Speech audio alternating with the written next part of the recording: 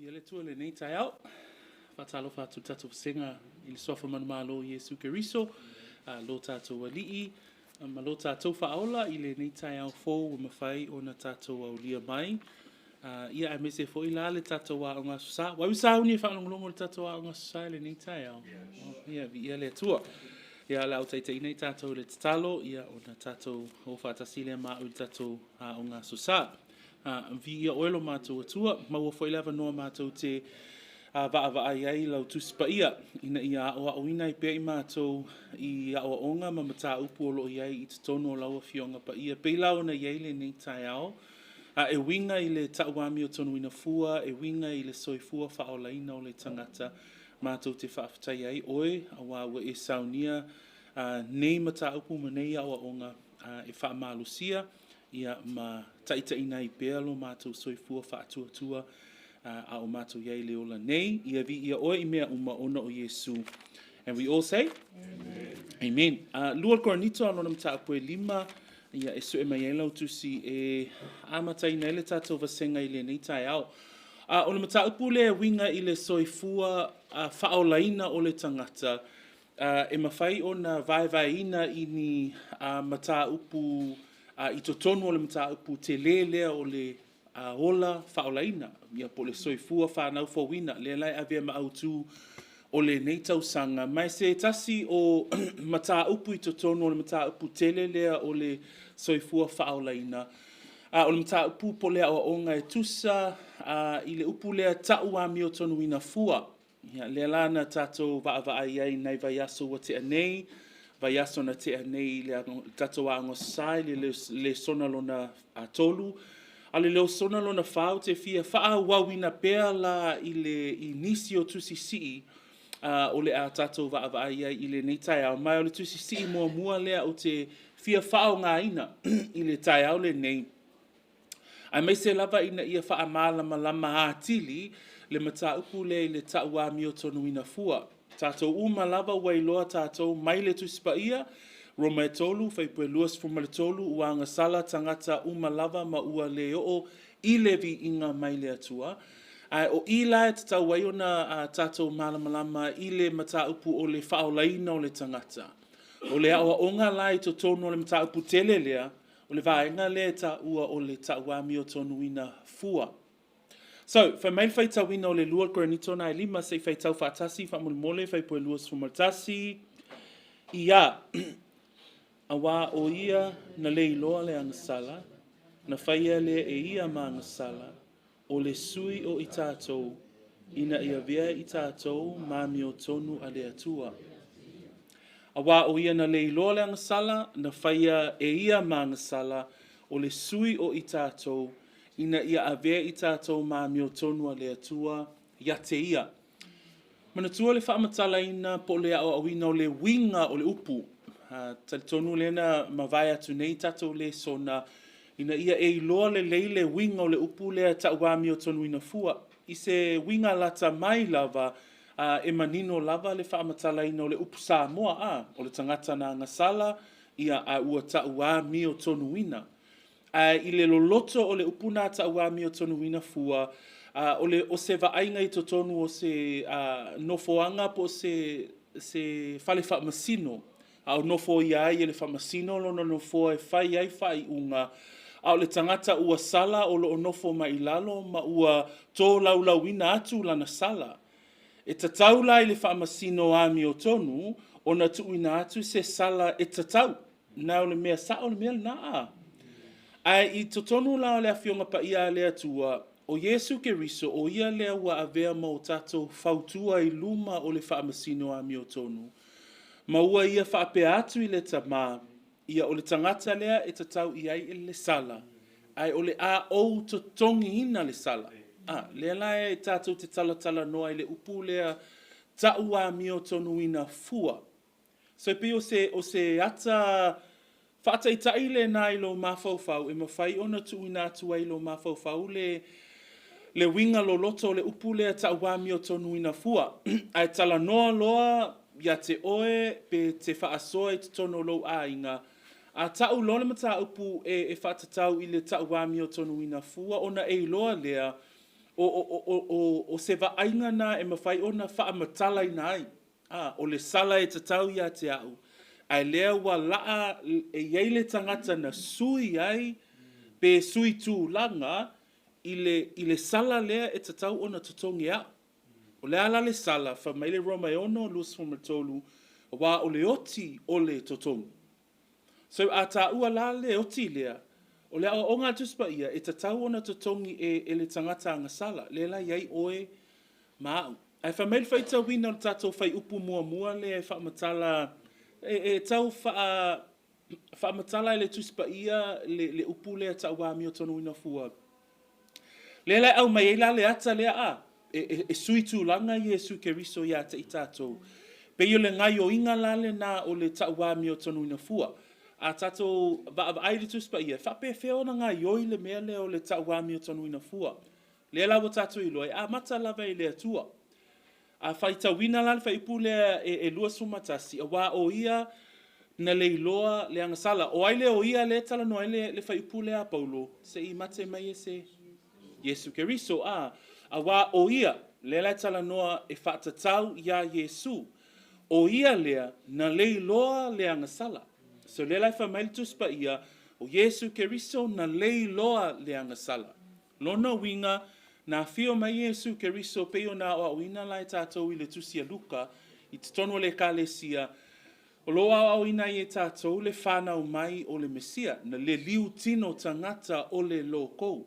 Ai whamaile whai upu lea po le mau lea Paulo i le tusia Korinito, o ia na lei loa le angasala. Lona winga, o lea awa onga i tātou i te tono tuspa ia, na liu tino tangata Iesu Keriso, ai le aisana angasala. Okay? O i nāfo i tātou te iloa ai, o leisi vaenga lea, po leisi whai upu lea, e wha maoni ai o Iesu o ia o lea tua. Mana tua o lea tua o ia e pa ia, e le aise angasala e lata ane ai, e le aise pouliuli e lata ane ai, e le ai e au noa o ia ma le ami o le anga, whai maitus pa ia e ino lea tua i le angasala.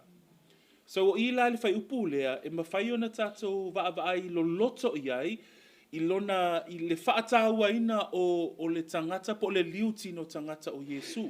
Na whai mai Paulo, o ia na lei loa le angasala, na whaia lea e ia maanga sala. A e whaitau wina le whaitau le nā, ia manino i lau whaitau. Saoa, wā. Ia manino le lei lau whaitau, e lei whapea mai le whai upu na whaia Iesu le anga sala. No, na whaia lea e ia ma anga sala. Le ale wingo upu le nā, ale sui tūlanga le tātou te vaaia i le wingo le upu lea ta wami o tonu wina fua. Na ave e ia le angasala a le tangata. Na whaia lea e ia ma angasala. Nā lai so o mai ma le upu le nā o le sui o i tātou. Mana tua vasenga i le nitai o le tama whai tātou ina ia whaamatala lo loto le winga o le upu tau wa mio tonu wina fua. Le lai au mai tatou tu si i mua lea. O le upu nai au mai ai na whaia lea e ia maanga sala. Tatou te vai e le whai upu le na le ngaluenga a le atua tolu taspa ia. Mana tua, te le isi awa onga o lo o... Excuse me. Te le nisi awa onga o lo whaapea mai e winga i le atua tolu taspa ia. O i lesi whai upu e mawhai ona e whao ngā ina e te vaai ai i lea ia Iesu Keriso o ia o le atua. So, e whai tau le leili whai upu na whaia lea e ia manga sala. Wha mai a wā o ia na lei loa leang sala e whaatatau ia Iesu na whaia lea e ia manga sala. So, lono winga o lo tala noa mai i le ngaluenga a le atua tolu taspa ia. Le atua le tama, le atua le alo. So, tatou vaavai ia o onga ia poutu, po o mata upu poutu i te tonu o le tali tonunga wha Kerisiano, o i leisi whai tau e mawhai ona wha maoni ai, o Iesu o ia lava o se tasi o le ainga atua. So, wha mai whai tawina na o le whai puelua sumatasi, o ia na lei loa le angasala, na whaia lea e ia, pe o se tasi na o whai upu e wha mautu wina i le maule na, o Iesu o ia lava o le atua. Whamaila i o le whaita wina le whaipuna, mai na whaia le e ia maanga sala o le sui o i tātou. Le la pēna tui nā tuai le tātou, le amatanga o le tātou le sona lona whai le nei tai au, le whesuia inga lea a, e avatu a tātou wanga sala, ma liu Yesu Keriso e mā ngalo ai tātou wanga sala, ai tuina mai le a mio tonu a Yesu Keriso, ia i tātou. Iai le whesuia inga le nā tātou te waaia, mawhai ai o na whaamatala lo loto le winga o le upu tauami o tonu ina fua. So le lai tamo whai ina i tuina atu ia te i tātou le tai au le nei, le whaamatala ina o le upu lea tau wā mio tonu ina fua. Le ala wo tātou i loa, na tuina maila na mio tonu ia te i tātou, ai tuina atu a tātou wanga sala, ia te ia ina ua maliu. Tau ave Yesu, le whaasalanga e te tau ia i tātou.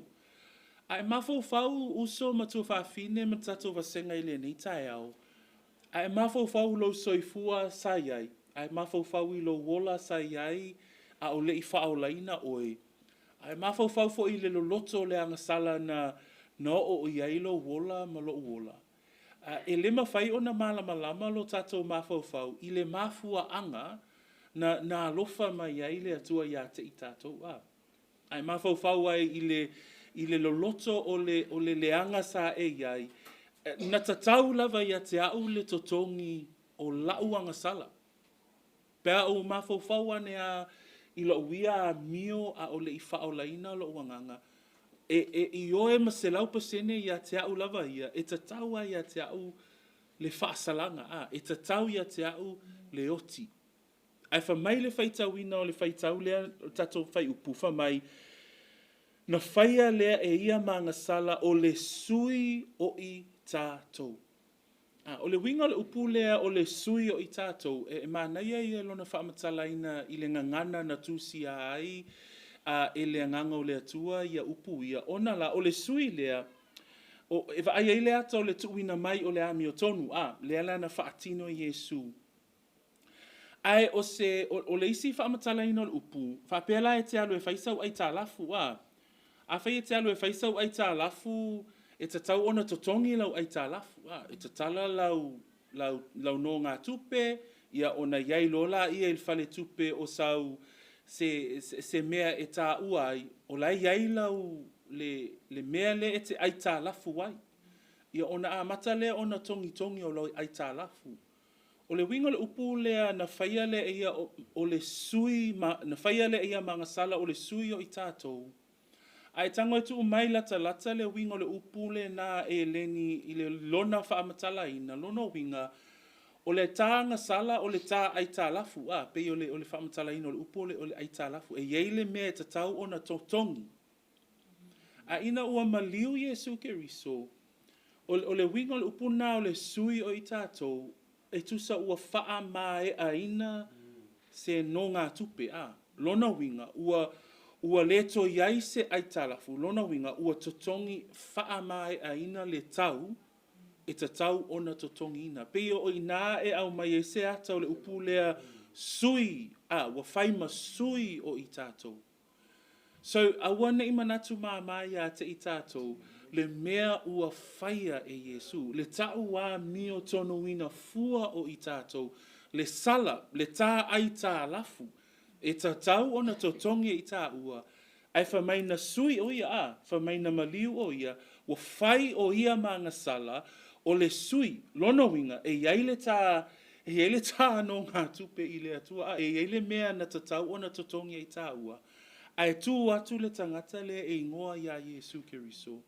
Ma whape ane, ua maia, le whape ai upo Yesu lunga sa tau. La upo Yesu, ua tau nuu. Le winga le upo le na, ua totongi atoa ua wha mai a ina le tau, e ta tau ona totongi ina, lea ta tau ona totongi i tā ua.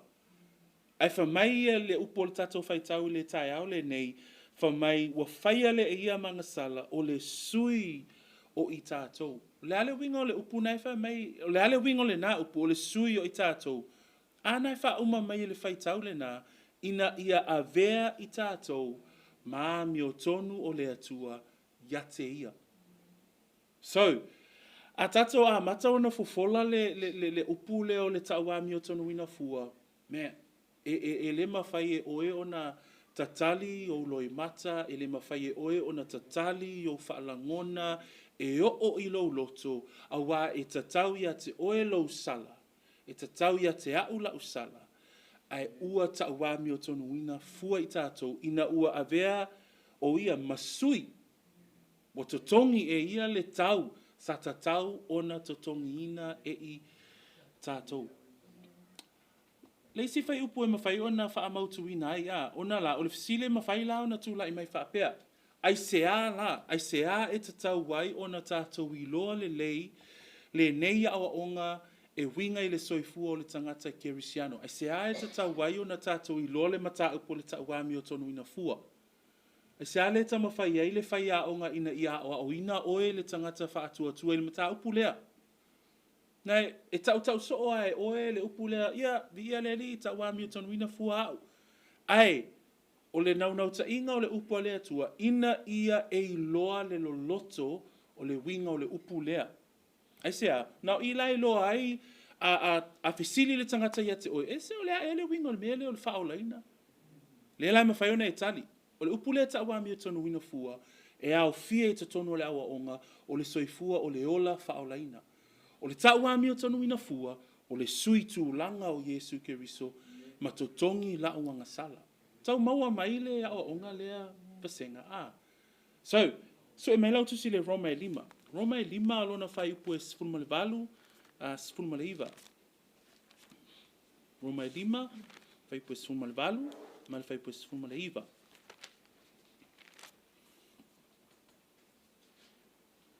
O I e maua ai se isi tātou tusi si e whamatala ina ai le tātou mata upu lea tauami o tonu ina fua. Lea lai wha maile Roma e 5, whai pua lua sfumatasi, wa avea o ia o le sui o I tātou. Lea lai wa tātou whamatala ina le upu le nā o le sui tūlanga, o se ua whaamai a ina se mea na aita alafu ai I tātou, po se pe o se wa ainga lo loto le nā o le whaati nonga Yesu Keriso o le maliu lunga sa tauru, ina ia sui ia I tātou a. Le toa sao le atua, mana o mia le toa sao le atua, le totongi. E le I mawhai e tā ua na totongi le tau lea. La aloa Yesu I lona soifua lea ina ia whai o ia mangasala, e sui iai I tā ua. Mana ia le awa onga na a. A whameila le whai tawina o le Roma le 5 whai pa sifunu ma le valu, sifunu ma le iwa. Le nei foi wha apei o na wha asalaina o tangata umalawa I le angasala e tasi. E wha apea foi o na taua mio tonuina o tangata umalawa I le a mio tonu e tasi la tau te o lai. Sifunu ma le iwa, a wā wha apei o na avea ma angasala o le toa tele I le ana o le tangata e toa tasi. E whaapea foi o na avea ma mio tonu o le toa tele ile ana o le toa tasi. O le tangata le naolo o whaatala noa mai eile Roma e 5, a whaapea o na whaasalaina o tangata umalawa I le angasala e tasi. O lo tala noa mai le angasala le ulua I tangata I ngoa ia a tamu. Inua angasala le ulua I tangata whaasala ia tātou. I le tala whaasolo pito le lalulangi a toa o tangata umalawa ua angasala I tātou ina ua whaasalaina le tangata lea le whamei eltusi lea Roma e 5 whaapei o na whaasalaina o tangata umalawa I le angasala e tasi. Ai waila le whaamoe le wa ia te I tātou whamei whaita wina o whaipuna sumalwalu e whaapea foi o na tau wā mio tonu wina o tangata umalawa I le a mio tonu e tasi la tau te ola ai. So, o le ana o le tangata e toa tasi, o loo whaasino tonu lava ia Yesu Keriso. So, o le whaasala o le tangata e toa tasi a tamu, whaasala ia tātou. Ai ona o le ana o le tangata toa tasi, o le isi winga o le upule na ana o le usi tai o le tangata to'atasi. O le ana o le tangata to'atasi, Yesu ke riso lai le tala no ai, o ina fo ina, lai fai mai e lola fai ipu e se funu ma le iwa, fa mai e wha apea foi on a vea maami o tonu o le to'atele, ile ana o le to'atasi. Vi ia le li ia. Mana tua, le tala no tātou i le winga o le upu lea tauami o tonu ina fua. O le ala le mafua, e whape whea o na tauami o tonu ina fua i tātou, na tauami o tonu ina fua i tātou, ile ana o le ali i whaola o Yesu Keriso a. Le lai whai mai mana tua ia whai upu ia i le tusi lea Isaia 5, fun male tau lea winga le maliu o Yesu Keriso. Se sue mai a tātou tusi, mana ia le tātou whai tau i upu ia le Isaia. Na mana tua o perfetanga o le whenga tuai. E mana ia nai whaamaoni ai upu o le whenga fou.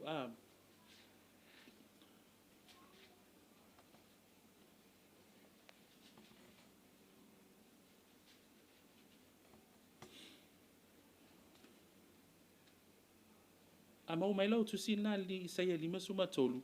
Mana tua upu ia wha profeta a Isaia e whata tau i le maliu o Yesu. So le lai tilo Isaia nga i se taimi lumanai. Mana tua tala noa mai le whenga fou e winga i le maliu o Yesu. E tala noa wa mai au na maliu Yesu ma toi tu mai. Ai tala noa le whenga tuai o lo tala noa e lei o i le taimi maliwa Yesu. Ai upuia Isaia, se fai tau mai le fai poe tolu. Ua inosia o ia, ua inosia matu la fua ina o ia e tangata. O le tangata wha noa, ua maasani fo i male tinga, e peise i ua alo e se mata ia te ia, ua inosia o ia, ma ua tātou le manatua lava o ia. E moni, wana tau ave o tātou tinga, a mana tau ave o tātou whanoa noa, a ua tātou manatu o ia ua taia, ua fasia ele atua, tinga ina. A ua manua o ia 5, ona a tātou solitula fono, ua momomo o ia ona o a tātou a mio leanga, o lea o inga e file muai i tātou sa i ona lunga lea, ona wha lava foi. So ole totongi ina le na le tau. So a tātou mawhau i le awala na totongi ai le tau. Ole ana o le tangata e to'atasi. Lea lae e upu whaavalo ia e Isaia lea 5 ma le tolu. So a tātou mawhau fo'i la i le ana o le tangata le neo Yesu le fo'i e whai mai ai le a whai upu e valu o le Filipi e 2. Nei tusisi ia leo te fia whai tawina, twa mai nei loa o ia watino mai le tangata, o wha maulalo e ia te ia, wana ana, ua o ina maliu, o le maliu lea i le sātauro. So o le ana le nao Yesu Keriso, o lona ana, pina, o nai wha amatala i nai, le loloto le winga le o le tauami o tonu ina fua. So o le tau mawhai al whai a onga mo i tātou i le tai au le nei, ina ia e loa ia winga o vaenga ia po o onga tāua nei, ina ia mawhai fo i ona vea mawha amalo si au ia te oe So o tauami o tonu ina i tātou, ona ole ana o Yesu Keriso. Lisi whai upu sue ane lau pepa i le Romana e wha, whai poe 5 e o le valu. A lea ole o whai tawina atu le whai poe 7 ma le valu. Roma e wha. Whai poe 5 e o le valu e mawela manatu lea. Ai whai poe 7 e o le valu o lo whai tawina wha pea. Uia e ua wha maanga loina o lātou solitu la fono, ma ua ufitia lātou wangasala. Uia le tangata e le tausalaina o ia e le alii. Manatua le tala no tātou i le whengainga fou. O le whaipu le whaipu e fitu mane valu, o loo tu wina e paulo i tutonu lana tusi le i Roma, nisi o mau mai le whengainga tuai. O le mau la le whengainga tuai lea, e sau mai le tusi le salamo e tolu sun ma le lua, whaipu mua ma le lua. Manatua i le aoa onga o le maliwa Yesu Keriso malona toto, i le whengainga tuai, o le taulanga na osia e fai taulanga ina uanga sala le tangata po le nuu o le atua. E a vea le taulanga i maamoe, ma awala e ufitia ai le anga sala. Ona tua a soli tu la fono le tangata o le nuu o le atua, ona ufitia le o le anga sala le tangata, i le taulanga le whaatonu wina le tu la fono a mose. Ai tau nuu mai tātou i le whea ngainga fou, o upu ia o le toto o Yesu Keriso, e le na ona ufitia ai o le anga sala. O le toto o Yesu Keriso e wha mamaina. Pila le winga o le upu ua sui tūlanga o le sui o ia mo i tātou ua wha mae aina. E le na ona ufitia o le anga sala. O le maliwa Yesu Keriso malona o ina i le whenga ngā fou. Manatua whenga ngā tuai e tau lai anga i se teimi o luma nai. A tala noa i le maliwa Yesu o le teimi o luma nai. A tala noa i whai ngā taulanga o se ata. A ina ua maliu Yesu o le maliu o Yesu o ina e whaatau nu uwina uma i ale fina ngalo le atua e tusala ma le tau wami o tonu wina o le tangata. Le lai whai mai e paulo i lana tusi le Roma e wha. Ai tusi si mai Roma i le salamo e tolu sfuma le lua i le maule na amu ia e wha ma ua wha ma ngaloina o lato solitu la fono ma ua ufitia o lato wanga sala. Amu ia le tangata e le tau salaina o ia e le alii. Man, vi ia le alii, Mana tua tato umalawa e tatau i ai le sala. E tatau ona tau salaina. Ai wha mai paulo, amu ia oe. Uso matua whawhine, amu ia i tātou. Amu ia i tātou. Ua le, whamai ua ufitia tātou wanga sala, ai le lawa tātou i loa, le whenga inga fōu, tātou o Kerisiano, ua whaamamaina tātou wanga sala. Whamai whai pue valu, whamai amu ia le tangata e le tau salaina o ia e le ali. Aisea, aloa sui tūlanga, le alo le atua soifua. Le lai whamai ele mua mole yoane na le tusi si lea, o le toto o Yesu Keriso e wha mama. Mana tua o le toto o Yesu e le na ona ufitia le anga sala. O le toto o Yesu e wha mama inai e le to iai se sala pe a e wha tua ia Yesu Keriso. Nā lai wha mai mua mole yoane, alona matapu mua mua whai pue fitu, ai a whai tātou te savali i malamalama, whape ona iai o ia i le malamalama, ona tātou mafuta whatasi e lea o le tasi ma le tasi, o le toto foi o Yesu Keriso lonalo, e wha mamai nai i tātou i anga sala uma lava. Okay? So manatua na ia o onga ia Kerisiano, whenga inga tuai, va aina i te meo luma, o le whai ngā taulanga Israelu, e au mai e se ata, o le toto, le tamaipovi, e ufitia i le anga sala o le tangata ua anga sala i le teimi o le nuu o le atua.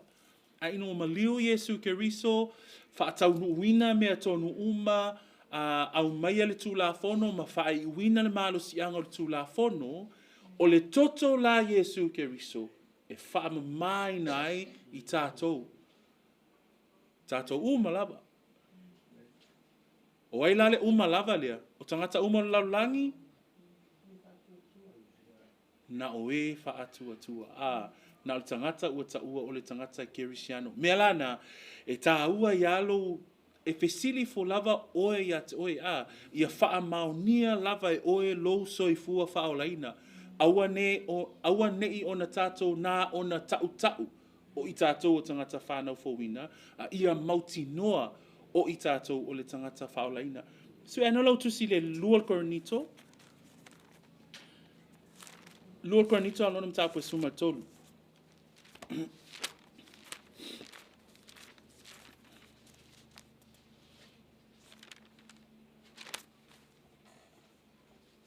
Fai pue 5 tangatanga i ane ai, whamunu mole. A maua le Lua Korinito alonam tāpua suma tolu, fai pue 5. Nā tofo i a.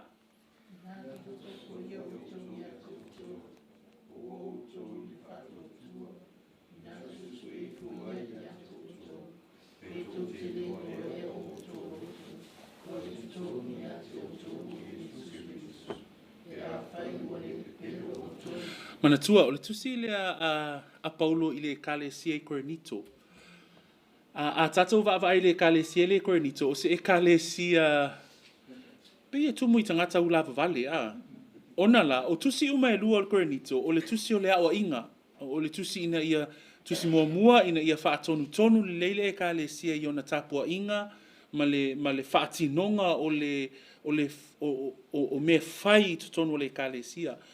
Ho o mai le tusi lona lua o Korinito, o le ekalesia lava a, o lo ta ua i ai le wha o le tanga.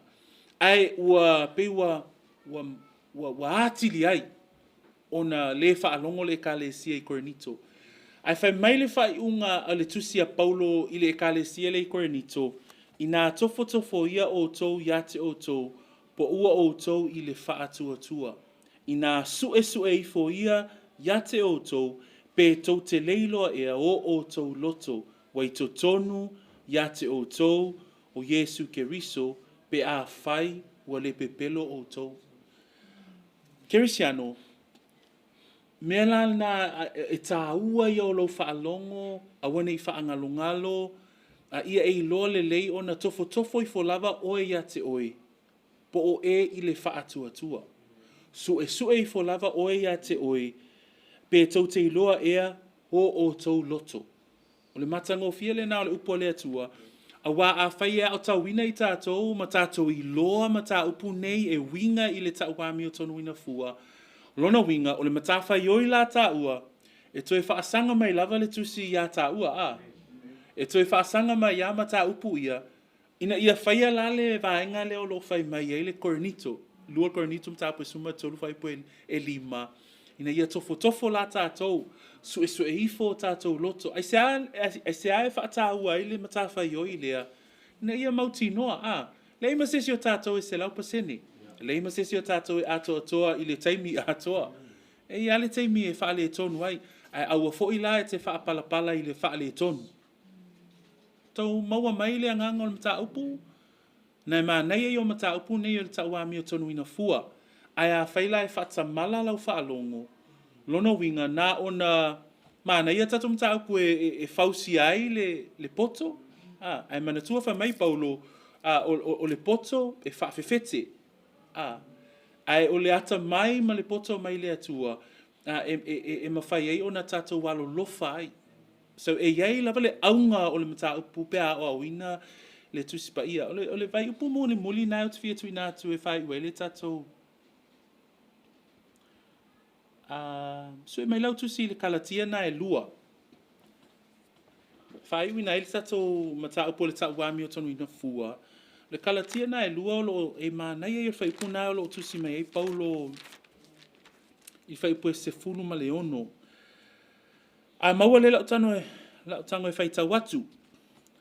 O tātou i loa, e le tau wami o tonu ina se tangata i ngā luenga o le tū la fono. O le whātua tua ia Yesu Keriso. O le whātua tua, sorry. I'll start again. Ua tātou i loa, e le tau wami o tonu ina se tangata i ngā luenga o le tū la fono, o le whātua tua ia Yesu Keriso. O i tātou foi, ua tātou whaatua tua ia Yesu Keriso, ina ia tauami o tonu ina i tātou, i le whaatua tua ia Keriso. Ai le o ngā luenga, o le tūla fono, a wā e le tauami o tonu ina se tangata e tasi, i ngā luenga o le tūla fono. Le kalesia le, o e kalesia i kalatia, o e kalesia na o i aile matau putau whaasese, e ta tau o na ola le tangata i tūla fono a Israelu, e whaaola i nai. Le si matau pufa mai e ta tau o na perito meina le tangata nu ese, ina ia whaaola ina. Pe e base a toa, ma mafa e kalesia i kalatia, mea tau ngā luenga. O lea la le fai upu lea fai mai ia o le tau wami o tonu ina e le faa moe le tau wami o tonu ina i tātou i a tātou ngā luenga. Ai faa moe i le faa tua o le tangata ia Yesu Keriso. Lea la fai mai le tātou fai tau le nā fai pusifuma le ono ua tātou i loa e le tau wami o tonu ina se tasi ngā luenga o le tūla fono o le faa tua ia Yesu Keriso. O le ale whaatua tua, A le whātua lea ua e whaaulaina ai. Na le whātua na e talitonu ai o oia le tangata angasala, ma e liliu ese ma e sala mō mai le angasala, ai e whaatua ia Yesu Keriso. So o le tatou, o le whaipuna o te whia au mai e whai uina ai, le tatou o ngā susa i le neitai au, ma nei e tatou tala noa ona la o mata upu ia e tā ua teli. O le mafu anga fo ilai na ua tatou tala noa ai, ina ia e iloa, o le soifua whaolaina e le na upu matala. E yeile mata whaioi, e yeile whaatinonga. E yeile tofo i fo lava oea ia te oi, e yeile te me te su e fua oi lo loto. Whai wa e se luma o le atua, salamo nei Ma e whaapea atu i le atua, ua o se i lo manatu, e foi te me o te whaapea ka ika ia lae ma kua se laupa sene. E te tau fo i ona o wha maulalo i luma o le atua, tau ona o tofo i fua au su e fua au lo loto, whaapea na fo i la oe, tamati na au so matua whaafine le tai au le nei. Ia tātou malama lei ma tā upu i o le tā wami o tonu ina fua. Manatua, o lo tala noa tātou i le ma tā upu o le whaolaina o le tangata. So, pe o le autu tele le nā, le lau te tama whai ina ia bae atu ina iaina ina ia malama ngō fia i tātou, i le ma tā upu tele le o le whaolaina, le ala e tā ati e te tonu na tā upu tele le ma tā upu le po le awa onga e whaatatau i le tā wami o tonu ina fua. Tātou tu whaatasi lan tā upo tai au le nei, le lau tātou ilo, o le tā wami o tonu ina, wa sui tūlanga i tātou e Yesu Keriso. O le maliwa Yesu, wa maila na mi o tonu, tā wami o tonu ai tātou. A vatua tātou wanga sala, maliu o ia i lungo le sātau, te tongi ai le tau. So, tau ina ia whamanuia le atua i le tātou vasenga i le nei tai au. Ia ai mana ia, ia se mea, ia ua, mana ia fo i tātou tala noa, ia se fesili. Anga leta mo whaiwhai au ngai ia wha malama. Ia la se mea li malama i tātou, mana ia pēasi ane lo au ia na tātou tala noa ai, mana ia lei nei minute ia e mawhai ai o na tātou tala noa e winga i le tātou mata upu. Au le whai wina i tātou le tatalo.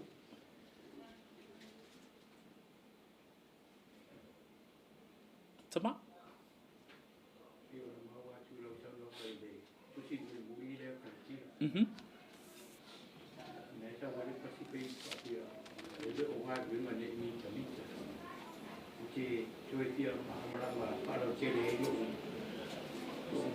Yep.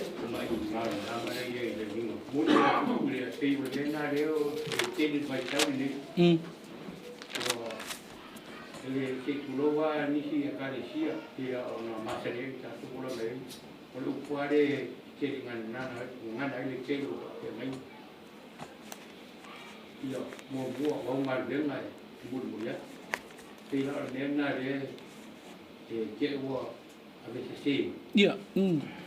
ai ke wa ya pe ona fa na mo mai ka ya le ya na be mare si ni no na dia ta to i pa Ole tak lama tu ini, tak tahu. Tapi oleh bingar dia orang. Ya. Saya orang kuliah orang. Itu orang. Ngal ele ongal penga le lo mau atu le fisilia tama. Mana ia te le fisilia pa ona la ile tato wola e tono tato ekalesia. So se ekalesia na o mai tato e ia le fa mamafa I mea tau ngā luenga. So lela o tatou whaitau atu tuspa ia, lela whai mai kuspa ia e lea o ngā luenga. O le halan mea, awon ngā lue, awongi whai ngā luenga, ai maa nei alan fsile pa ue, ma whai ila ona wha malama le vaenga lea.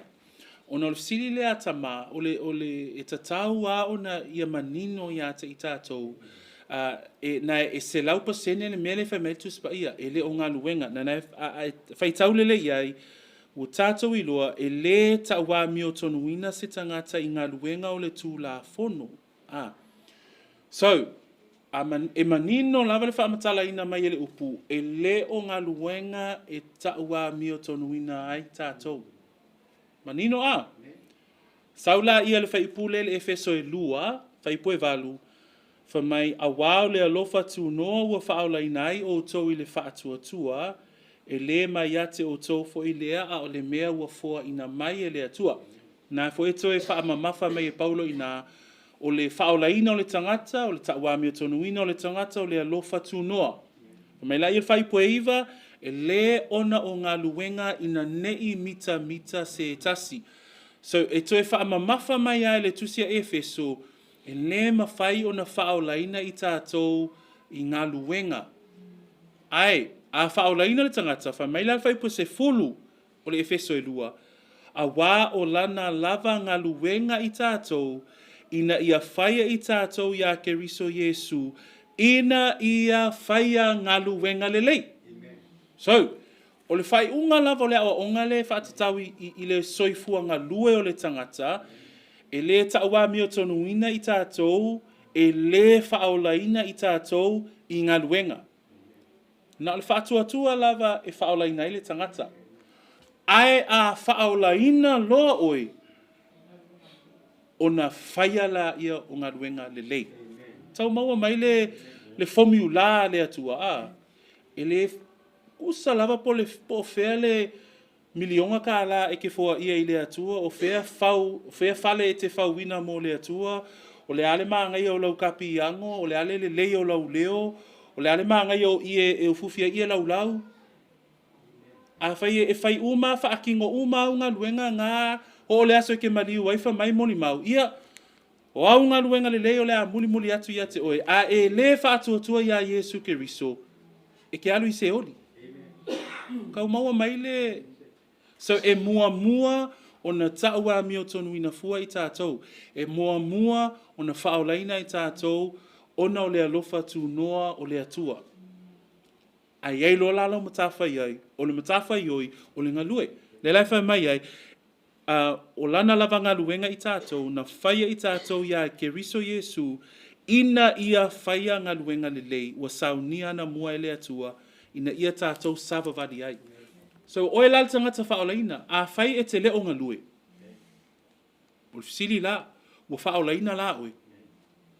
Ngai a whai e te leo ngā lue, o peo ngale e te tau wai o na fua mai le soifua whaolaina. E loa le leilo tangata whaolaina, pe a whai e fua mai lo soifua whaolaina. O isi tangata ia o ngā luenga i te tono le kalesia, mātou ia o lo taitai le kalesia, la ngaina le upu. Ai e ngā luenga i te tono o lo lava whale. E le matawhai o ia oe, oe nā tama, o whaiala o ngā luenga whaatama, oe nā tina, o whaiala o ngā luenga whaatina, o ina le lei a tātou whānau, o e whaatamala i lau ngā luenga lena. So, e tau le su ea po o whea ni ngā luenga, I fo isi tangata e whaia ngā luenga ai le iloa isi tangata. O tātou ngā luenga nā o lo whaatino ai, e fua mai ai lo so i fua whaolaina. O e nā o lo taitai, i te tonu o tātou ai, o whaia lau tiute, whaale taitai ina ia vi i ai le atua. Peo vaenga ese umana, o e nā tawiti tia onga, o e nā tangata whai ngā luenga, o whaatino mea ngā ua, mea nā ua tu ina atu e le atua, I le vi inga o le atua. Pe o vaenga la na e mawhai e ona whaalawa I tele le I ngā luenga le lei. So, mānei a tele fisilia a tamai pa u. Ia a tonu o fesili whape. Mea na e tāhu ele fesili. Te u whapea o tau. O le hai ele me fesili so o mei whia. O ngā pe ni mato fesili. O nana, o le fesili a o tau. E malamlama I fo I le isi tangata na e pe matamuli le isi tangata e fesili. Ia a ele le a tato tala noa I mataupu nei. Ia a tonu loa tatou taunu mai le amataina o le tatou sauninga tele. Ia atu ni atu tatou tamafa mo le whaiwine tatou.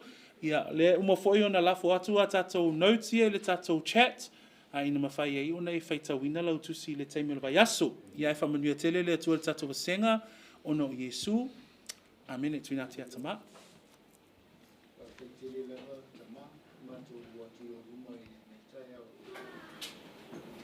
Hafta yetu no le ya no mo pe ko yo na fa no na ia o no la o fione la ki tai hafta ya pa mo yo no hafta ko lo fa mano longa I lo manto se na nei se lo ka si hafta ko yo no lo to mau aina e lo to na o ina Matuina ila ufioma ina yo mato iloa i o inapa o le atua soifua o le atua chini se o i kuaima yo manatu me uma ua e saunia mo le soifua o le tangata o ona le o mato kana o fo i le tai au i le whakatara ia ia mea uma ma le ina o lau fi me yo mato iloa i o inapa o le atua mai le babau o i foi o le atua o le whakapau ia mai oi ne ia tai au ia e mai sia matou sauninga o le a ngai atu ia